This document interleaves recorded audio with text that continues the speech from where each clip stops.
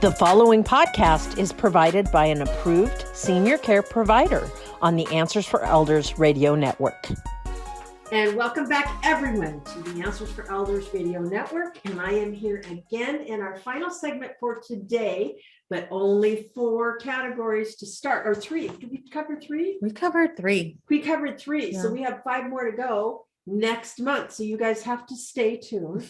But in the meantime, Elena is the Vice President of the Western Region of MorningStar Senior Living. And I am so glad we're spending this time together. Yeah. I've learned so much about MorningStar, just, talking to you. I could stay here all day. So Elena, fill me in on, we talked about it in our last segment, but what's the next foundational principle of wellness? So the next foundational principle of wellness is probably safety. Well, and one of my favorites is safety.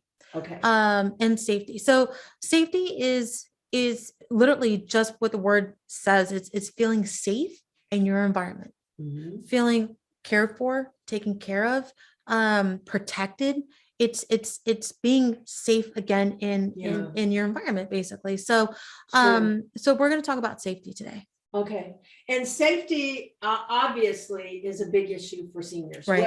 And they all have, again, different needs, right. Whether it is safety in mobility issues, right. Maybe it's medications, right. Maybe it's they need safety in their living environment, right. They may need support in their activities of daily living, right. All of those things. It's also outside safety. So sure. I have a resident who is in a bad part of town. It just increasingly has gotten worse. And with the riots that happened a year and a half ago, it became progressively detrimental to her to stay at home. So her safety was in jeopardy. Yeah. So she ended up making a move into one of our communities because she was no longer safe. Right. Living in her environment, in her community, which is always sad. But that's why she moved into one of our communities for that type of safety. So, but there's a lot that goes into safety. You mentioned so many of the core issues of why folks visit our communities. Mm-hmm. There was a fall. My mom for a short while, she had a double bypass surgery, and she was no longer safe in her environment. She just couldn't get out of her chair. So she needed that assistance for that sure. time to be safe in her environment. And so even myself, I've consequently, I don't know if you know this, but I'm staying here on site in one of our apartment homes. Me too. And the reason I love it is because I've never gotten better sleep. Yeah, I've never gotten better sleep.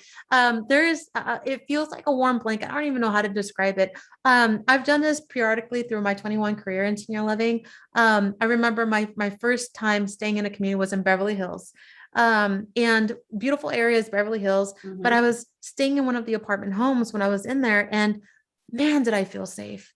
Yeah. There was safety in knowing that there was 24-hour staff available. I can come down and there was always staff available. So if anything happened, if I was restless, I can come down and just schmooze. Yeah. Just schmooze. There is security in knowing I can call anybody if I wanted to. Yeah. Right. There's always someone at the front desk, or there's someone there was a care staff or care manager available at my beck and need. Heaven forbid if I had a fall in my own apartment home, yeah. right? But that could happen used to my heels. And I'm clumsy by nature. I could have a sure. trip, but I had a call button, or I had a push button on the walls that I could call for help if I couldn't get to the phone. And just the safety of knowing I was surrounded by neighbors. Well, it's interesting when you first mentioned to me the safety factor. Yeah. I was thinking to myself, I was going back to the Maslow's hierarchy of needs, saying that safety security is at the bottom. But what's interesting about that, you guys made it the third principle, because fear will often set in and prevent people from doing things that make them safe. Oh my God. And so when you were talking about, your resident that stayed in her home for way longer than she probably should have, but the fear of remaining there was higher than her willingness to step out into the unknown. Right. So it's really strategic of you guys to put that the emotional piece first. In the fact that once that I feel comfortable that I can make that move, then the next question I'm going to ask myself is, will I be fair, or will I be safe? And so that's really interesting. I can see why you did that. You know, it's funny that you mentioned that. It's when we look at someone who's ready, quote unquote, ready to make that move, we look at is the fear or the need to make a move, right? So is it greater than the need to is the fear of staying at home greater than the fear of making a move, right? Tony Robbins talks about it's the fear of remaining the same. Will allow you to finally, when that comes higher, then you will make a decision and make a change. And that's it. And it has to, you have to basically get pushed to a corner to finally make that move. And it's some people unfortunately wait way too long to make it because it's kind of scary, but the safety factor is huge. When safety of staying at home, when you're no longer able to dress yourself, bathe yourself, cook for yourself, you know how many seniors are getting Meals on Wheels. Well, that's a wonderful and delightful service. Some residents don't even have that opportunity to get Meals on Wheels. And so they're constantly eating frozen foods. The sodium that goes into those frozen meals is not good for us. Nor are they getting socialization with eating with others. Well, and it goes right back to the pandemic. I think that when we have been through what we have, I mean, most of our seniors were pretty much isolated for 2 years. And I mean, I remember talking to some of our communities, and it's like you could only play hall bingo so many times, you know. There really wasn't a lot of things, so they stayed in these, you know, in their apartments, and they cocooned and they watched TV. But you know, the flip side of it, which was good, is they had the opportunity to learn technology. Like we're on Zoom right now, which is great. So they learned that, and so we've learned a lot of different types of opportunities in the process through adversity, which is great. But I think the other side of it is that finding a way to connect again needs to be understood that it's also a safety factor for them.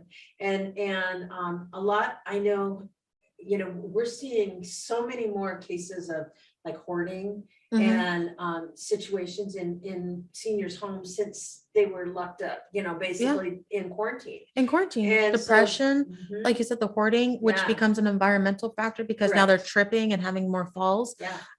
Sadly, I can't tell you how many stories I've heard of someone fell in their own home, were on the floor for hours, even days, before someone found them or before someone was able to call for help or they were able to call for help. And these are the tragedy stories that we continue to hear. And it's the pain of moving has to be greater than the pain of staying at home, right? Or the pain of staying at home the pain of staying at home has to be greater than the pain of moving. And so some people wait too long for those pains, for that safety factor to reach enough, like a pandemic for themselves.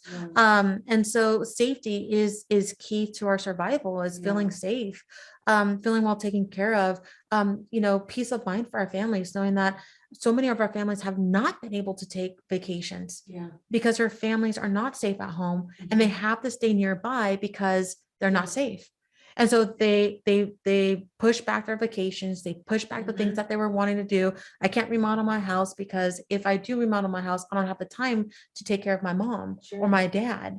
So they push back these things that they would otherwise do because their families are not safe at home. And it goes to mention that when you come into your community, the staff is still wearing masks. You know, you still go through a process, a screening process. You know, we want to make sure that anybody that works here is vaccinated and that are absolutely, you know, living in it the best way possible. I'm sure your staff is still COVID checked. And you know what most people don't realize is when the pandemic first hit us, our senior living communities were well equipped over staying at home because Yeah. we had the supplies and we had Correct.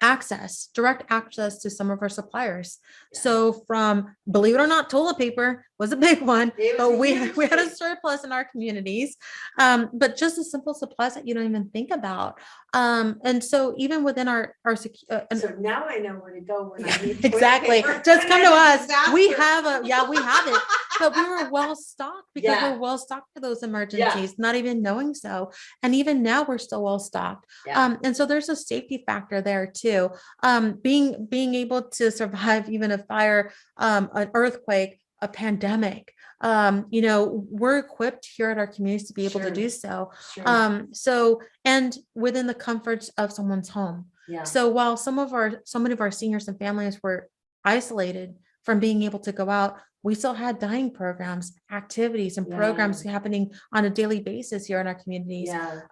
It wasn't easy and for the any of nice us. and the nice thing about it is like, this is their home. Right. And, maybe it was hard for friends and family from the outside, but you also, in many cases, made it so cool because they were able to do glass time, or virtual set outside. There was some communities that had little talking booths, that you could sit.